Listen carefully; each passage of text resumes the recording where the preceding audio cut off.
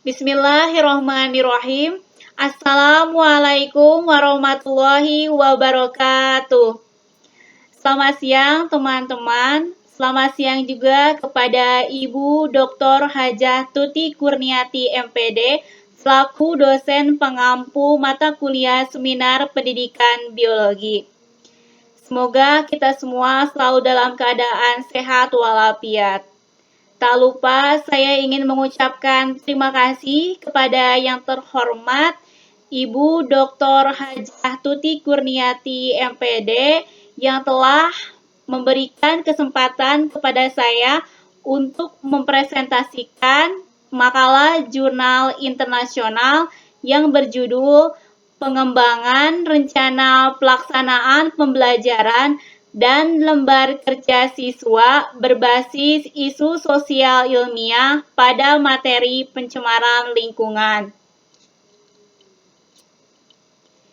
Jurnal internasional ini berjudul asli Development of Lesson Plans and Student Worksheet-Based Socio-Scientific Issues on Pollution Environmental Topic, merupakan International Conference on Mathematics and Science Education. Publikasi terakhirnya pada September 2017. Pendahuluan pada jurnal ini diawali dengan seorang guru harus mampu mengembangkan berbagai strategi pembelajaran menggunakan berbagai strategi yang memungkinkan siswa untuk dapat melaksanakan proses pembelajaran secara aktif, kreatif, menyenangkan, dan efektif. Tentunya, perumusan metode pembelajaran ini harus disiapkan sejak penyusunan RPP. Selain RPP, guru juga harus mampu mengembangkan LKS sebagai salah satu cara agar siswa memperoleh dan mengembangkan pengetahuan dari setelah melakukan praktikum atau eksperimen. Menurut National Training Laboratories, mengemukakan bahwa siswa hanya dapat menyerap materi pembelajaran sebesar 5-10% dari yang mereka dapat setelah membaca buku. Tetapi mereka dapat menyerap hingga 80% dari pengalaman langsung yang mereka dapatkan. Nah, pembelajaran dengan metode eksperimen ini akan melatih keterampilan siswa dalam berpikir ilmiah dan memiliki keterampilan seperti melakukan observasi kuantitatif, menginterpretasikan data, merumuskan hipotesis, merancang, dan melakukan percobaan, serta menyimpulkan, sehingga tujuan pembelajaran dapat tercapai.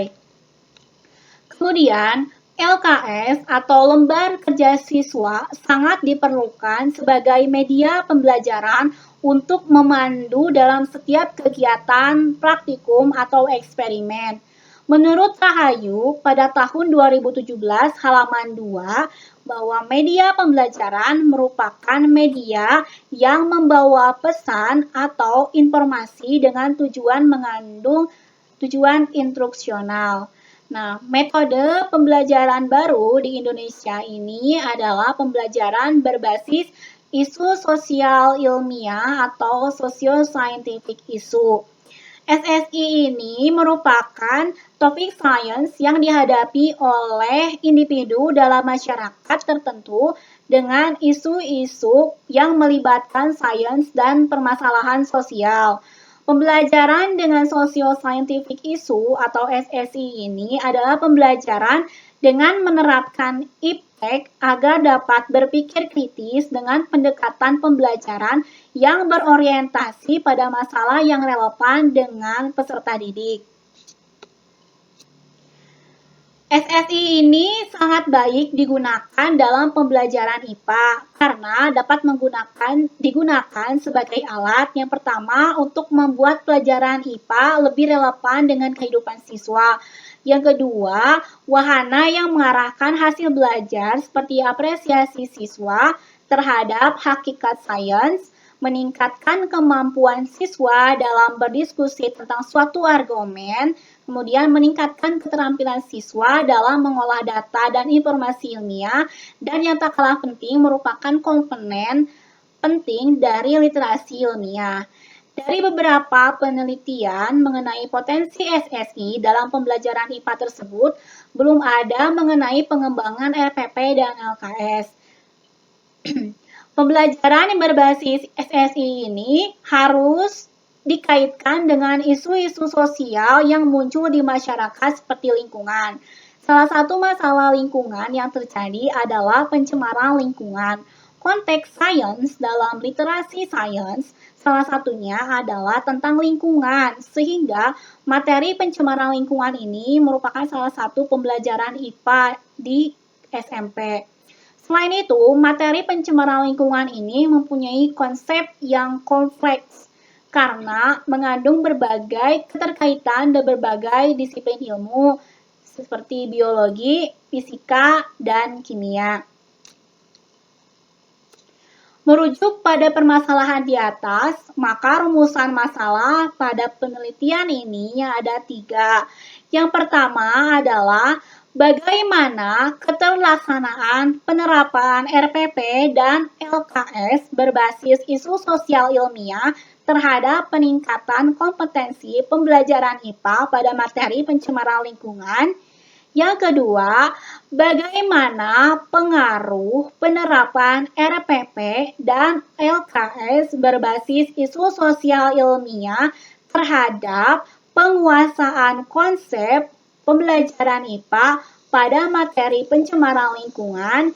Yang ketiga, bagaimana respon siswa terhadap penerapan RPP dan LKS berbasis isu sosial ilmiah pada materi pencemaran lingkungan. Nah, dari rumusan penelitian di atas, maka tujuan penelitian pada jurnal ini ada 3. Yang pertama adalah mendeskripsikan keterlaksanaan penerapan RPP dan LKS berbasis isu sosial ilmiah terhadap peningkatan kompetensi pembelajaran IPA pada materi pencemaran lingkungan. Yang kedua, menganalisis pengaruh penerapan RPP dan LKS berbasis isu sosial ilmiah terhadap penguasaan konsep pembelajaran IPA pada materi pencemaran lingkungan. Yang ketiga, mengetahui respons siswa terhadap penerapan RPP dan LKS berbasis isu sosial ilmiah pada materi pencemaran lingkungan. Kemudian, metode penelitian pada jurnal ini adalah penelitian ini menggunakan metode penelitian dan pengembangan atau R&D. Kemudian, model yang digunakan dalam penelitian ini adalah model Plum yang dikembangkan oleh J.R. Plum. Model pengembangan ini terdiri dari 5 tahap. Yang pertama adalah penyelidikan awal. Yang kedua adalah rancangan. Yang ketiga adalah realisasi atau konstruksi. Yang ketiga adalah tes, yaitu evaluasi atau revisi. Dan yang kelima adalah implementasi. Namun, dalam pelaksanaannya, penelitian ini hanya dilakukan sampai pada tahap 4 saja, yaitu berupa tes atau pengujian. Kemudian, produk yang dikembangkan dalam penelitian ini adalah berupa LKS dan RPP. Dan partisipan dalam penelitian ini adalah 33 orang siswa SMP Negeri 2 Bandung dengan rentang usia 11 sampai 13 tahun. Hasil penelitian dan pembahasan. Penelitian pengembangan LKS dan RPP berbasis SSI ini dikembangkan dari tahap penyelidikan awal. Pada tahap penyelidikan awal ini dilakukan 2 analisis. Yang pertama adalah analisis persyaratan, yaitu sebagai berikut. Yang pertama, bahwa guru belum pernah mengetahui pembelajaran berbasis SSI dan belum pernah membuat RPP dan LKS mengenai berbasis SSI ini. Yang kedua, tidak adanya LKS, pencemaran udara dan tanah pada mata pembelajaran IPA di sekolah menengah pertama. Lalu, untuk analisis silabus, pada tahap ini peneliti melakukan penelitian pada topik pencemaran lingkungan dengan kompetensi dasar 3.8, yaitu menganalisis dampak pencemaran lingkungan dan dampaknya terhadap ekosistem.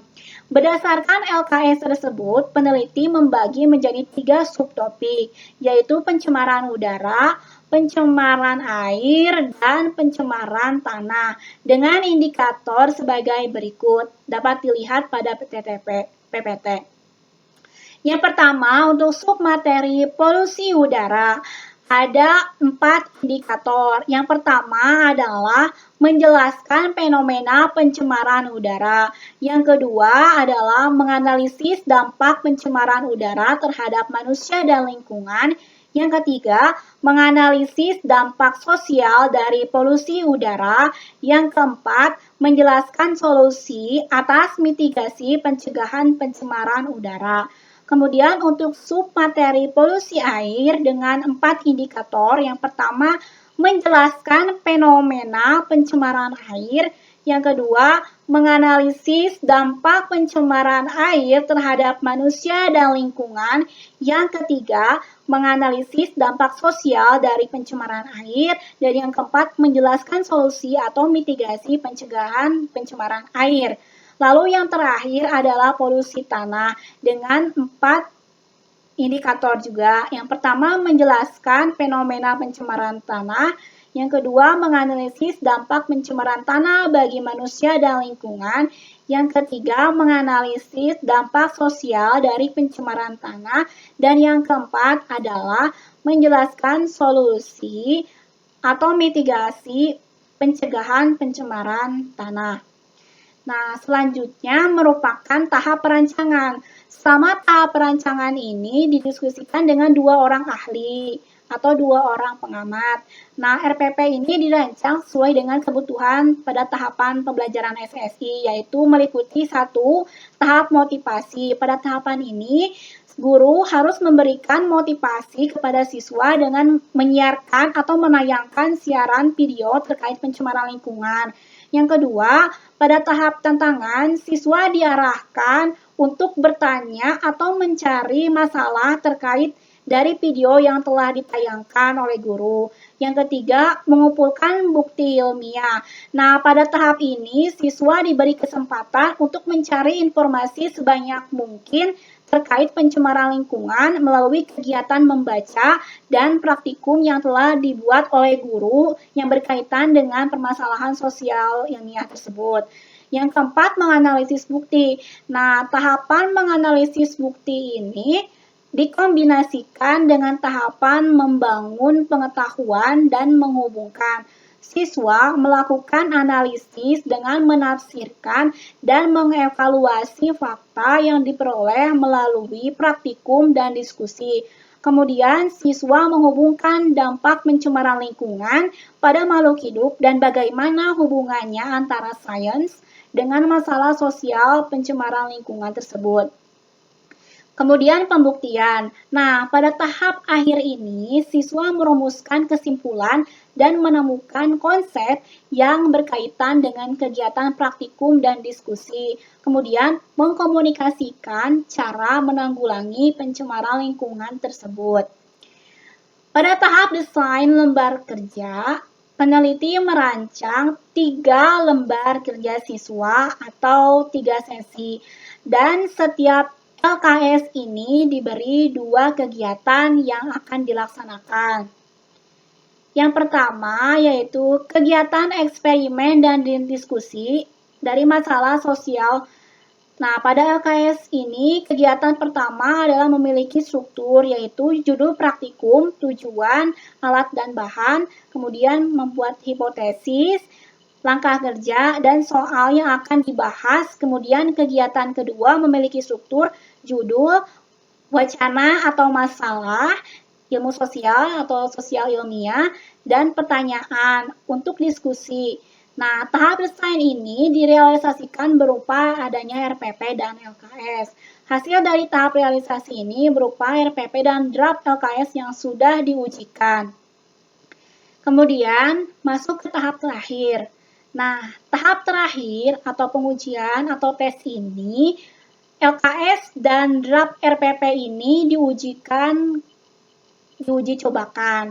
LKS diberikan kepada siswa dan RPP diberikan kepada guru.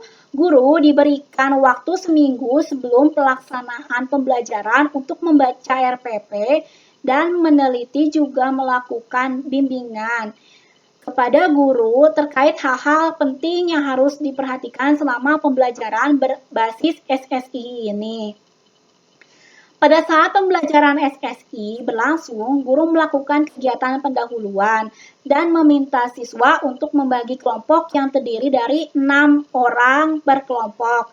Lembar kerja siswa ini diberikan kepada masing-masing kelompok dan memulai kegiatan kerja 1, kemudian dilanjutkan dengan kegiatan 2. Nah, kemudian berdasarkan hasil observasi seluruh kelompok sangat aktif dan pembelajaran LSI ini membuat rasa ingin tahu yang besar kepada siswa dalam melakukan kegiatan 1. Sehingga ketika mereka melakukan kegiatan 2, keaktifan saat diskusi juga terlihat. Setelah menyelesaikan semua kegiatan, perwakilan kelompok diminta untuk mempresentasikan hasil kerjanya dan guru mengundang kelompok lain untuk bertanya kepada kelompok penyaji.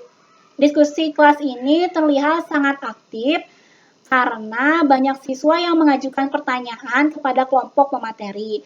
Diskusi ini dilakukan di kelompok belajar dan diskusi kelas yang melibatkan semua siswa dan diharapkan dapat meningkatkan penerimaan mereka.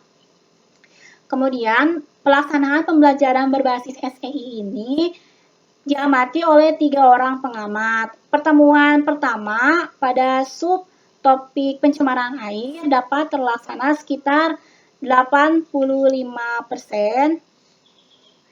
Kemudian pada pertemuan kedua, pada subtopik pencemaran udara dapat terlaksana sekitar 90,2%,